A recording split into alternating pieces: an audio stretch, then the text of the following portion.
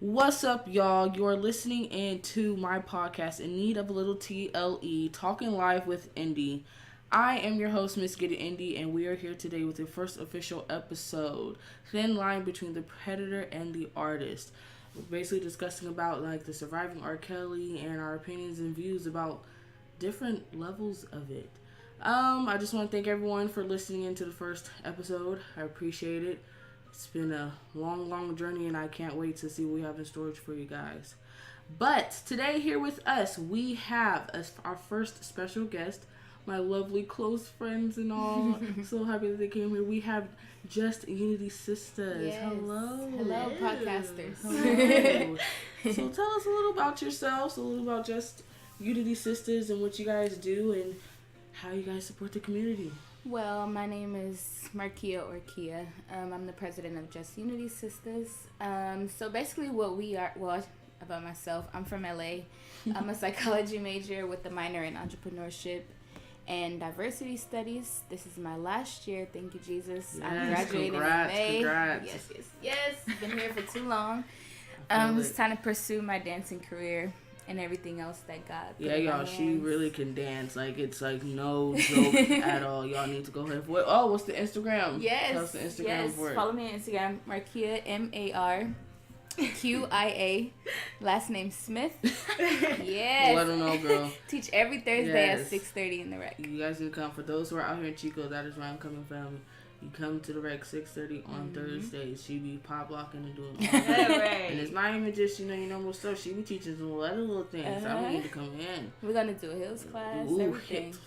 Girl, Yeah. I don't know about no heels. I'm not going some wedges. But, yeah. It's really easy. It's easier than you think. Girl, I'm clumsy. I'll fall. That's the point. You're supposed to fall. And also, who else do we have here today joining us? My name is Noni. I'm also a psychology major, minoring in criminal justice. Been here in Chico for too long. I graduate next year. I am a member of Just Us, kinda. No, I'm just kidding. I'm here and there. Yes. So what does Just Unity Sistas do on campus for Chico State students? Well, so there's not a thing that we don't do. So honestly, basically our main pillars or the point of Just Us is to serve Black women on campus, mainly on campus, but in Chico, period. So every year, some of our biggest events, like we throw the Black Beauty Expo, and basically we had different demos of different hairs, like ways to do your hair, head wraps. We had braids. We had weaves. Yeah. Then we also had a fashion show that was pretty dope. Oh, that was amazing. Yeah, we did 100 years of Black beautiful. Beauty. That was a great show. It was a great turnout. It was like, oh my gosh. Kind of why I joined Just. Yes. Okay, they on to Right. something. Right. Yes. So we also throw the Black Ball every year, which is coming up in February. Yes. February Be the there. 14th. Whoa! February is this is February. yes. February. It's the first of the month. Oh my gosh, Black History Month. This is why we got to start it off how we did it. We got to start it off slow. So on the 16th, we're throwing the Black Ball. And the theme is Remember the Time. I'm sure y'all know Michael Jackson. Yes. It's going to be, just come. Link is in our bio at justunitysistas@gmail.com. Yes, I mean, wait, what? Why did I say at Gmail? I'm awkward, y'all. You're just going to have to get used to it. Just Us is very great, org. I've even joined it. It's just very empowering. We don't have much orgs on campuses that are designed and geared towards women of color, not just necessarily Black women, but women of color in general. No matter the background, so we need to learn how to love ourselves. And I'm glad that you guys came on campus. And I'm glad you guys have done that. Yes.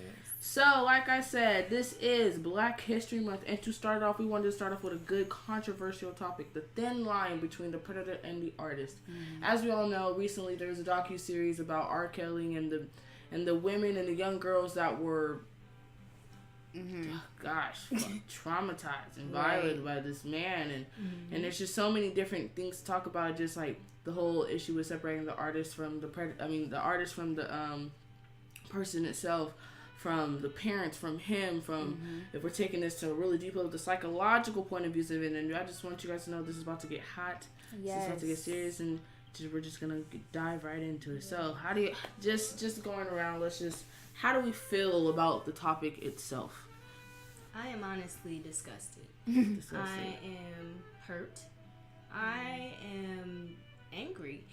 As a black woman, am looking at what the black community did or did not do angers me. Yeah. Where were we? Why were we so quick to just not take seriously what these black little girls were saying? Yeah, they were young. Not even saying, but like, Right.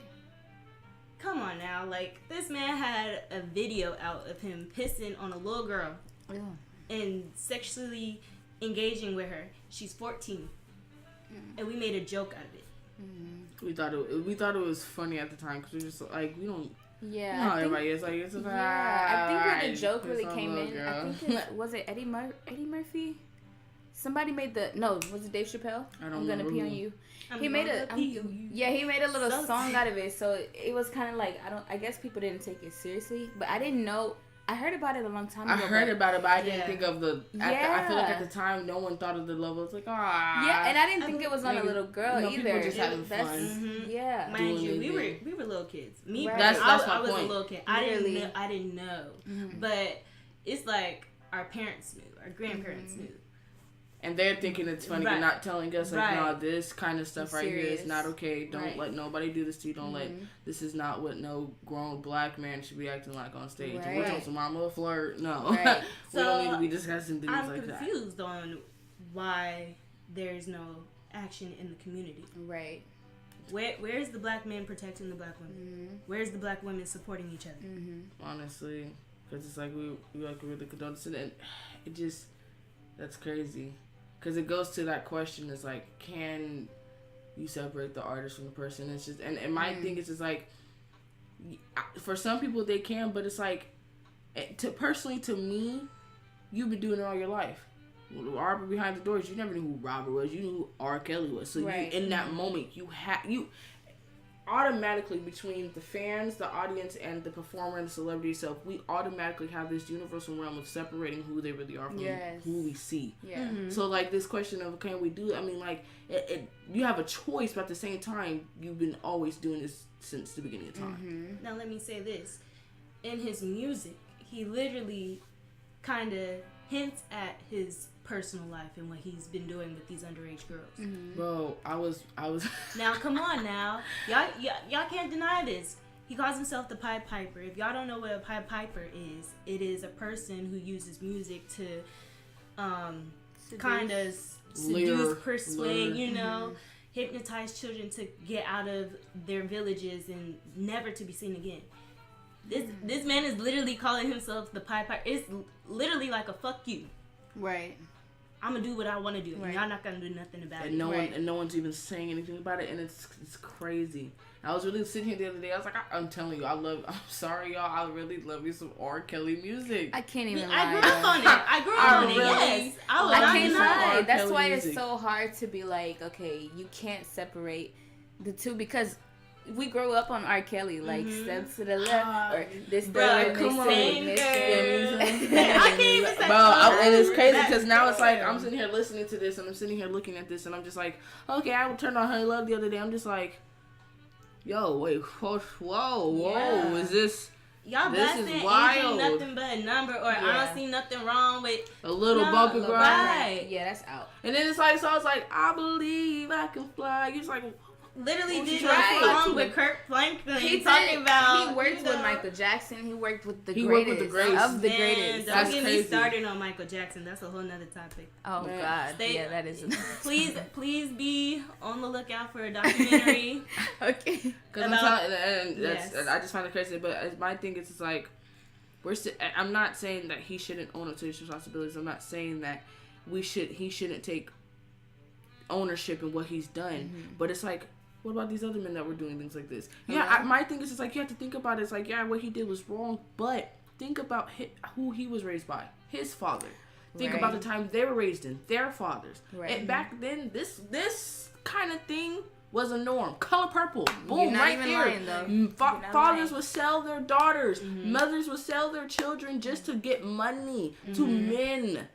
So it's like you have to. I mean, it's hard to. This is such a contradicting topic. It's not hard. What those men did was wrong. And but I'm just like, you have to think about it wrong. from that kind of realm. This is why I'm saying this is a difficult topic to talk about, because you have to think about it from so many different things. It's like so many things really contribute to this to make this whole situation add up, but then at the same time it doesn't. It's like, what the hell? How do we truthfully feel? It's like we gotta hate you, but then at the same time it's like there's so many people to blame in this. It's like usually in situations like this, like you have that sole person, like this is the person, this was the culprit, but it's like you got the parents, you got the men, you got the brothers, you got the security, you got the wife, you got the daughters, you got this. It's like, who are we truthfully pointing the main finger at the end of the day? It's honestly, like to me, it's the Black community. Period. But you gotta take a step back and be like, well, what's wrong with the Black community? We can make a whole list, but we've been traumatized, and this is what trauma looks like. It's disgusting. It's sick. It's rape. It's molestation, and us not even talking about it. Being silenced by your own family, right? Your own family members, and that's where this all stemmed from. He was molested. His brothers were molested, touched on and all that, and that stuff is traumatizing. He didn't feel comfortable. He could speak on it, and he would be helped. Yeah, his little brother even tried to talk to him about it. He denied it. He's like, nah, that didn't happen to you. That didn't happen to me. And it's crazy how. And it's a thing in the Black community. Not only is it a thing in the Black community, but we gotta look at Black men and be like, they go through that shit. Oh, excuse me. They go through that too. Like, I think sometimes we just look at Black women and say, okay, that's something that. And then the Black men, they're taught and growing up like, you can't show emotions. You Right. can't speak about things that happen to you. Yeah. And when things like this happen to you, you have to have a strong, back, and you have to have tough skin. Yeah. But it's like, dang, like that. Didn't things like this play out to happen? It's like, well, the only way I know how to react is the best way I know how. It's just going at it. Yeah, impulsive. Become impulsive and give in to his desires or whatever. It's a learned behavior. What was being done to him, he was the only thing he knew. So that's why it's harder for me to just be like, not saying that what he's doing is okay in no way, shape, or form. But what I'm saying is hard for me to be like, just place the blame on R.Kelly. Him. Yeah, because it's like, it's not just him. Through? Like, we psychology majors, so I want to know what happened to you as a child. Like, that's my thing. I like to know the deeper core. What turned you into the monster? Because he wasn't always a monster. And as we know, exactly, being molested. Exactly. But as a grown man, though. But you still have that psychological. But think about it also, it's the music industry. It's not, and even, it's not just situations like this. It's like, think about all these other artists, like, they're talking about they sold their soul to the devil and stuff like this. Right. The music industry really has he came in at a young age. Yeah. So think about all these young artists who came at a young age, and look at them now. Miley Cyrus. look at all Orlando. She came back though. Miley Cyrus came back. But look at that, like how the music industry plays, how he as a child grew up, how it's so many factors to it, and that is just like you cannot be like it.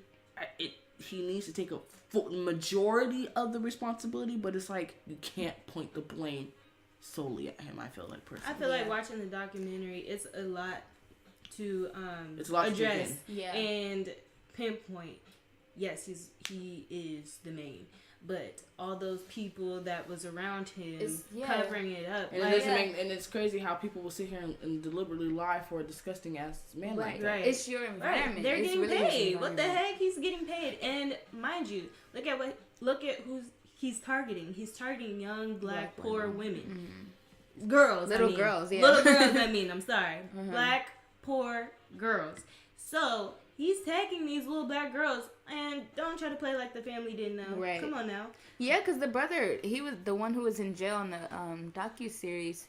He was like, well, that's just his preference. And me and my friend, we was like, what do you mean that's just his preference? That's a little girl. Little girl. That's like, and then think of it as your sister. Like, you got your 12-year-old sister around this 35-year-old man, and then by the time your sister is 15 years old, she's married. And that's my question. It's just like that's another question of this topic. Is like, how as parents do you allow your young 13, 14, 15-year-old child around the 27, 30, 40, whatever age. Alone, too. Alone. Knowing that he has this type of history. Because this is not new news. But here's my point. Even if you didn't know, why are you going to leave that? I'm sorry. I don't care who you are. It's his name. It's his name. I mean, I get it, his name, but it's also like, you don't personally know this man. Right. I could get if you guys have had history and you've been around there and for years and you guys create this bond because you get it, you trust him, that boom. Then I'm going to let you. Yeah. But it's just like, oh, by the way, I'm going to give you $10,000 if you let me take your daughter and keep her in my supervision. Right. Oh, I don't know you, but the money sounds really well, so I'm going to go ahead and take that. And that's exactly what it is. All psychological. All of this is just trauma. Like, not having money, Right. And it's not even that. I can't even put blame on these parents because I can. Really, I'm sorry. I personally kind of can on that. What the hell? Like, I'd be damned if I would never do that. If I would ever, never do that to my child. I don't care. That is your child. I know God that gave you that child to protect, and you're putting that child in danger for money. No. I'm not saying it's okay. I'm not saying it's right, but money will make you do some crazy things. Like when you come from poverty.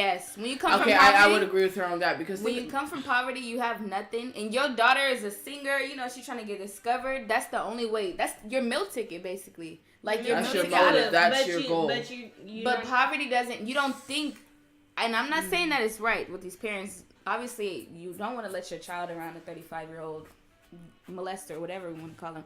But you trying to see why they agree to it. It's R.Kelly's. I'm not saying I would do it, but I'm saying from their perspective. I know I get it because it's because of the fact that he's such a known artist and he can get you to where you probably can go. You're gonna do whatever it takes to get to where you need to go. But it's just like it's crazy. It's crazy. Right. It's sad. It's like these bro. But let's not take away his come legend. on now, no. Like I can see if you trying to sign with Jay-Z, you know, Beyonce, or but R. Kelly is an artist. Brown. R.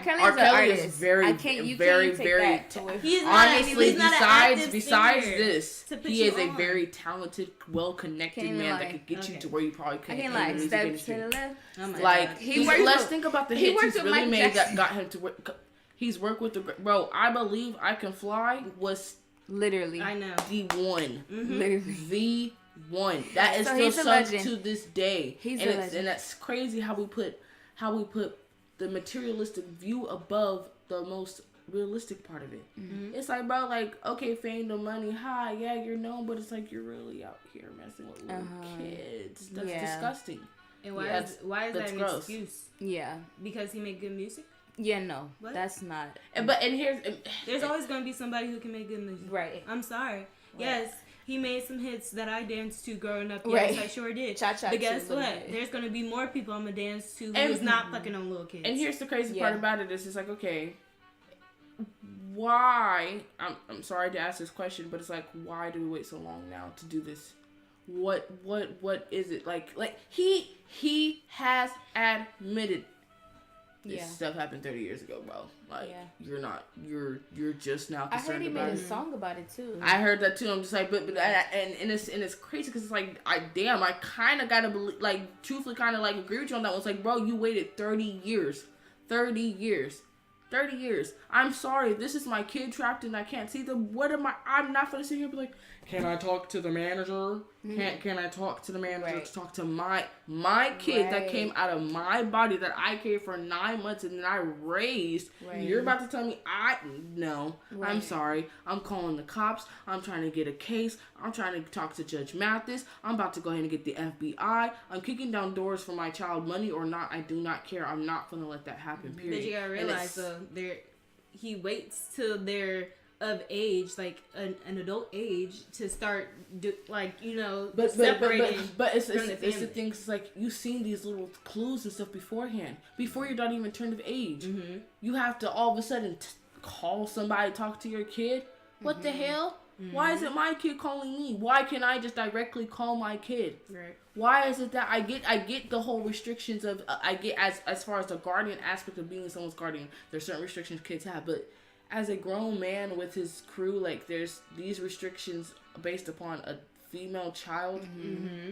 Why are they so precise and so delicate, and then if these rules aren't followed, repercussions are not gonna look pretty for this. Right. Like, you see things like that, that's crazy to me. Like, it's really, like, you really let that, you're telling me not to kick down the door to save your child from that? Right. I'm sorry. You're a disgusting parent if you really don't believe with that. And that's what I'm saying. Like, I feel for these parents in the interviews, but I'm like, come on now. So at the same time, you Yeah. it's like you let this happen. It's like you put your child in his hand. Right. No, literally. You literally put your child in the You literally gave your child away. Literally. Yeah, Seriously. We just got finished watching the episode. I guess the daughter told the father, and he didn't believe her. He said she was being dramatic. And that's another thing. How don't you believe your child? No, it wasn't. She didn't say he didn't. It wasn't like that. It was, the parents flew down there to see what was going on between the daughter and R.Kelly, but the sister was scared that R.Kelly would do something to the family, so she was like, you know what, I kind of overplayed it. And then he's like, all right, well, if my other daughter's saying she overreacted, then I'm gonna believe her. No, I'm sorry. I feel like if by the age she met R. Kelly, you should know your child by then. You should know your you child. You shouldn't have left her by because herself. not only that, how do you think? Her sister. No, how do you think that she's overdoing it? If all this, these accusations, there's nothing new about these accusations. Man, that's the thing. These have been this Come like. on. First off, I wouldn't. What? Like, my child wouldn't even get to see that man. But the fact that you actually let her go with him, and then knowing that he has cases about child pornography, pedophilia, all that shit, and you leave her with just another young daughter of yours, both of them is in danger. Like, what the heck? And then you flew out there because you heard of a situation and you still downplay it. Like, come on now. Come on. I don't care if my child is kicking and screaming like, this is my chance, sweetheart. I'm sorry, you're not to find another chance. And it's just like, and it's crazy. Like, these girls, like they said, they were really in love with them. And everybody knows love will make you do some stupid things. And it's very psychological because in the interviews, it's sad. It's crazy because it's like it goes back to the mental issues and stuff like that. It's like, people really understand, like, when people are like, these are signs that we need to see, we need to pay attention to. We have to really be checking up on people because things like this are really happening. People are really easily getting persuaded into things like this. They're really psychologically getting swooped into that, and it's because we're not taking the time to be like, "Are you good? What's going on?" We're not really paying attention. We're selfish. We're failing each other. We're selfish. We're highly and like very selfish. It's crazy. And it's like the fact that this is even allowed to happen, just doesn't make no sense to me. It really doesn't. And I'm just like, why? Why are you leaving a grown man with your young daughter? How is that even possible? No money in the world could even come close to the life and the protection and health of my child. And I don't care. It's crazy because, like, if we're going to like back to the psychological point of view, it's like it's now that I'm thinking about it in this second, it's like looking back at movies and even stuff. It's like black women were so into now about daughters. Have you guys seen Women Thou Art Loosed? Oh my god! No! Oh my god! No. I literally was so traumatized watching that. You see, so you know what I'm talking about? How the mom literally was in denial about her boyfriend raping her daughter. Like, bro, I could not watch that scene. Yes, in a sense, yes. Ooh, I remember going to bed. And it's just like it's the fact like these mothers are in denial, but it's like, dang, like why? And it's crazy. It goes to another thing. It's like, why are mothers are so quick to blame their daughters, yet baby their sons? Like, oh yeah. Why are we in competition with our own daughters, but want to baby our sons? Then are sitting here talking these young men. Right. Well, guess what? These young men this is what they know. This is what you. And it's an ongoing cycle, and I'm telling you, we as a community, this is why I want to start this. This is why I want to do this, because we as a community need to come together and realize these people out here, these white men, these people in power are tearing us down every freaking second of the minute. And it's not okay. We used to be kings, queens, empires, nations, armies, and soldiers. We used to be strong. Right. Now we're some lazy ass motherfuckers. Excuse me, but we're lazy. Honestly, hold on. Oh my god. Because we're not even lazy. If you think about it, I see my mom get up and go to work every single day. Like, you can't be lazy working 9 to 5, 8. Girl, my mom wake up at 4 o'clock in the morning. So it's not that our people are lazy. It's just we traumatize. When you traumatize and when you live under stressful conditions, True. Like poverty, your mind, you don't know how to relax. You don't know how to think straight. You just impulsive, like I said. You're constantly in combat. Right. Mindset. Yeah, I can't get it. Right. Poverty, all that stress. What do we turn to, though? What is available to us? Drugs, weed, all that. Mm-hmm. So I have a question. I was looking at some of the interviews earlier and just kind of just asking questions for some of my own. But one question is why isn't none of the victims informing about where this all is happening? You know, the recent ones. It's like some of them have went on the interviews and said like, oh, this is still happening. And it's like, why aren't none of the victims or the parents coming truthfully forward? It's like, if you kind of know where your kids are and these women know where they are, why isn't no one? That's why it's feel like there's a hole in the story for, like, I don't really... Something's not connecting correctly. Yeah, something don't make sense to me. He is paying a lot of people. And I'm thinking he's paying a lot of people in power, as in the police stations, especially in Chicago, and in government. Like, you know, like, because I feel like the shit runs. Is he way in jail? Deep, like, way deep. That's why I'm like, he's not in jail, right? No. Who, that's what I recall. He's not in jail. That's why I'm really confused. If they made a whole docu-series about it, I don't get how he's still, like, it just does not make sense to me. Right. How is he still walking around on Earth free? Right. I don't get it. If this is, and I'm not saying it's not true, but I'm saying, like, it just does not make sense to me. It doesn't. It's confusing. That's why I'm just like, another question I had is like, why isn't police taking this into a deeper investigation on fighting the recent girls? It's it's so stuck and stalled. And it's like, we have these shows like CSI and Law and Order and Criminal Minds. Like, this stuff is real. And it's a simple fact. It's right here in front of your freaking faces. Right. Mm-hmm. Why isn't no one taking this to further matters? And it's like, it's crazy because like we're seeing this firsthand. It's like at the same time, it's like, damn, you parents really let this happen. So it's like at the same time, it's like, damn, no one's helping y'all, right? Because you were too late, basically. And it's like, I'm just confused. Like, why is there's, oh my gosh, this all happened around this. Is it because black girls don't matter? Mm-hmm. Like, look at the victim. Now, say if these are white girls. Come on now. Girl, come on be now. right in there with Bill Cosby. Come on, all the white men be throwing fire bombs at the fucking studio. Like, come on now. It's crazy. That's why I'm like, why is all these other races so put on for their women more than black men do for their own women? It's just trauma. You can't contest that. Like, really, white men, what? They trauma. don't play about white girls. But they treat their women terrible too, though. They do, but they gonna all of us do. But I don't. It's just trauma. We're traumatized. White men are not traumatized. Bro, black men laugh at us.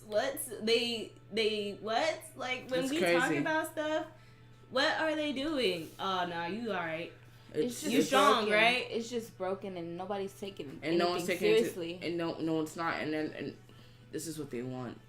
They really want this happening within our own community. They want us to be divided. They truthfully and honestly do.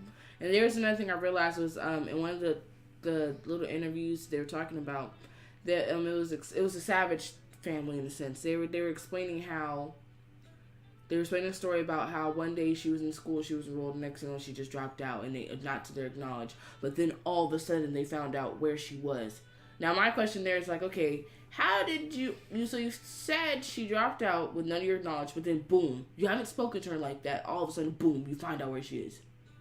Now you see why I'm saying the story does not really connect, and because I'm just like, how you had no acknowledgement of your daughter dropping out, you haven't spoken to her, then boom, you find out where she is. This is it's definitely hoes in every story. I mean, wasn't they like trying to contact TMZ or something like that, or? Wasn't they on like news and stuff like that, on interviews talking about the family? Yeah, and then they caught up with the girl on TMZ and stuff like that, and then the girl gave an interview about how she's not being abused or this and that, but you could see in the back somebody like telling her what to say, like, and that's how I felt with some of the people in these interviews. I feel like in a sense they were kind of like, oh, this is what I have to say. Because again, like, I'm not saying all of them weren't affected and deeply traumatized by this, but some of them were just like, yeah, this happened to me. I'm just like, how are you sitting something? Yeah. Right. I feel like they didn't brush it up. I feel like some of them were robotic in a way. Mm-hmm. Yes. Because, like I said, manipulation. Like, when they was with him, Right. He was definitely manipulating them. Right. Like, highs and lows. Like, oh, he would, make them feel good and then bam, make them feel so low. Like, animals. And there was physical abuse as well. Right. Yeah. That's another thing. It's like, it wasn't just sexual. It wasn't just mental. It was physical. And it was... It's traumatizing. It's manipulation. So these women are like, I feel like most of them are disassociated and like, I don't know how to be. That's why they seem all robotic and kind of humanless at And here's my thing is like, the wife. Oh, she lying. I don't care. I don't care. Oh she my lying. God, this is happening. Bro. And that's my baby daddy. That's come through, I'm baby daddy with the music. Paychecks. Right. I don't see nothing bro, wrong. You see her Instagram? Okay. She was really like one day crying on docuseries and next thing you know, just boom, straight out supporting him. Right. So, like blasting his music, talking about come through, baby daddy. What? Right. You didn't see that on Instagram? That's why I'm like, bro, you were married to him. How you not know what the fuck going on with him? And my thing is how are you married to him for so long and didn't even know none of this was going on? Come on now. Yeah, she said that she would be upstairs and nothing was going on. I'm like, girl, that house ain't that deep. Like, come on. It ain't. And I'm not about to be sitting here and this is my house and I'm about to stay in one room. Come on. Right. I'm everywhere with it. What? I own half this shit. Right. Nah, I'm not about to be doing that. That's just crazy. I'm looking at every room. What's going on? Oh, look at why is it dark in here? Why is there like a BDSM type shit going on? Why is there a girl in the corner naked? First off, why are you even engaging with young girls in the first place when you have a daughter? Right. How would you feel if a man was doing this to your daughter? Oh, God. I would be thinking he would be touching his own daughter. Like, bro, I would... to be honest, I would really... If I was her, I would really be scared of that. And it's crazy because it's like we're just now finding out about this stuff about him. We're just now finding this out. Mm-hmm. Like, no one has came forth until just recently. Mm-hmm. And there was allegations here and there and everything, and a little nippy, but it's like we're just now. He went to court multiple times. And I'm telling you, like, this... I feel bad. I feel sorry for those girls. I really wish there was more that we could do, but it's also at the same time, it's like he don't give two simple flying. Literally though, his birthday was a couple weeks ago, and he was just like, he was living his best life, and I'm like, just literally. Like, this just don't make no sense. Right. This doesn't make no sense. And it's like, what? How do we go about from, like, as serious people were with putting in Bill Cosby? Shoot, we need to be just as serious as putting R. Kelly away. You know what I think we need to do? Cause forget putting them away. The incarceration system that's not gonna do anything for them. I really hope that they get the help that they need. Counseling. That's what they say. And counseling. Serious counseling though, not just he go every. It is crazy. And it's crazy that you said that because I just recently learned that last semester is that imprisonment is not gonna being incarcerated is not gonna do nothing. Oh no, that's even the first step to getting help is counseling and even that just admitting your faults. That's worse. Do you know what be going on in them prisons? Orange is the New Black, girl. That's fake. Like that's the good side of it. Did you just recently hear about the 4 black men that were handcuffed to the table? Yes, and a white man stabbed them while they were handcuffed. Oh my God. Mm-hmm. Yes. And one man really think that the people who were running the jail had something to do with it. Probably. I wouldn't be shocked. I would honestly. not. Really. I would not be shocked.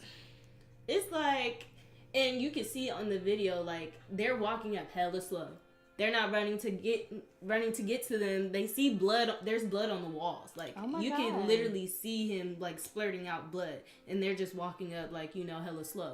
I'm like, why aren't you? Where's the guns? And pointed? Like, and that's the thing that we have to fix about situations like this. Even when it comes to the police, even when it comes to politics, even when it comes to surviving R. Kelly, we're not doing. We don't care. We're so insensitive and selfish about our own things. It's like we're really not paying attention to seeing things like this. Like we really need to do something. I feel like this our world is feel useless. I feel like we really feel useless, and we feel like our voice, our actions don't matter. That's why some of us is just sitting around not doing shit.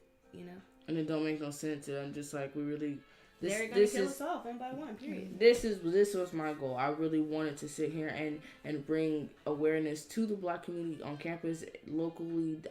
One day when I get there, Lord knows I will, nationally and worldwide. Okay. That we need to sit here and bring awareness to entertainment, because this is crazy.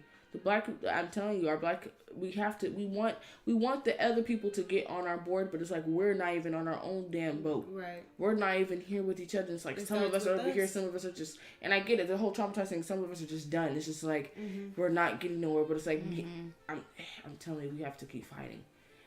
Slavery was just not that long ago, even though it sounds long ago, it was just right there. Right.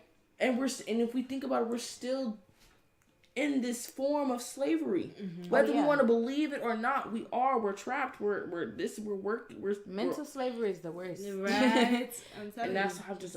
And our Black people, we're beautiful, we're strong, we're intelligent, we're smart, we're beyond what we really think we are. Like, seriously. And we need to get back to it. That's what these white people are afraid of. They knew what we were capable of. They know. Still. And I'm saying situations with the Surviving R.Kelly, that's where we need to start. We need to sit here and start showing, like, Black men, we need to start caring for our Black women. Black women, we need to start caring for ourselves. That part. We need to do that, and then once we get there, we need to start caring for one another and being there and understanding that we're the only people that.